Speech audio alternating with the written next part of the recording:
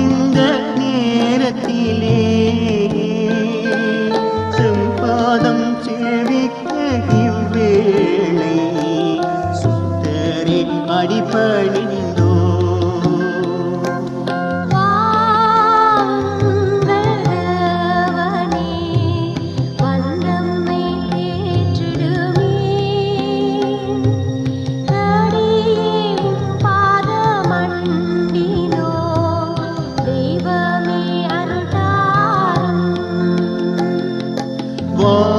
வாயுங்கள் தேவனே வந்தம்மை கேட்டிடுமே,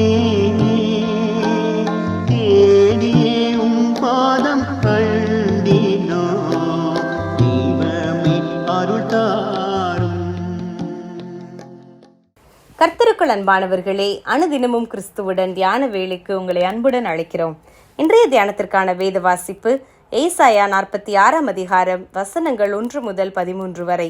தியானத்திற்கான தலைப்பு தாங்கும் தேவன். உங்கள் முதிர் வயது வரைக்கும் நான் அப்படி செய்து வந்தேன், இனிமேலும் நான் ஏந்துவேன், நான் சுமப்பேன், தப்புவிப்பேன். ஏசாயா 46:4. 4 வயதிலே தாயை பறிகொடுத்து சிறிய தாயோடு தனது 6 சகோதரர்களுக்கும் ஒரு நல்ல அக்காவாக இருந்து வரும் பிரச்சனைகளையெல்லாம் சமாளித்து வந்தாள் ஒரு பெண். பின்னர் அவள் திருமணம் முடித்து 5 பிள்ளைகளுக்கு தாயானாள். தனது 55வது வயதில் கணவரையும் இழந்து விதவையானாள். அதன் பின்னர் தனியாக தனது வாழ்க்கை பயணத்தில் பிள்ளைகளை எல்லாம் உருவாக்கி அவர்களுக்கு வாழ்க்கையை ஏற்படுத்தி கொடுத்து பேர குழந்தைகள், பூட்ட குழந்தைகள் என்றெல்லாம் கண்டுகளித்தார்.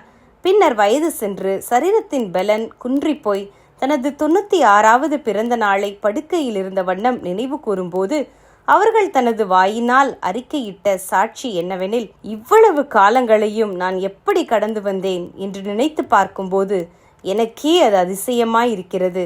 என்னோடு கூட கர்த்தரின் வழி நடத்துதல் இருந்தது, அதுவே இதற்கு காரணமாயிருக்கிறது என்றார்.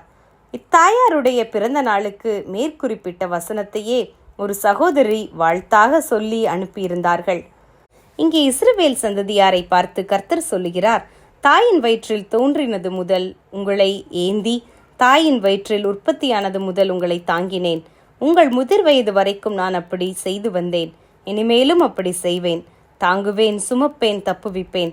எப்படிப்பட்டதான ஒரு வாக்குத்தத்தம்! கர்த்தரே எம்மை சுமக்கிறவராய், தப்புவிக்கிறவராய், தாங்குகிறவராய் இருக்கிறார். அவர் உயிருள்ள தேவனாயிருக்கிறார். யாருக்கு என்னை சமானமாக்குவீர்கள் என்று கர்த்தர் கேட்கிறார். தங்கள் கையில் இருக்கும் பொன்னை கொட்டி ஒரு தெய்வத்தை உருவாக்கி அதை பணிந்து அதை தோளின் மேல் சுமந்து அதன் ஸ்தானத்தில் வைக்கிறார்கள்.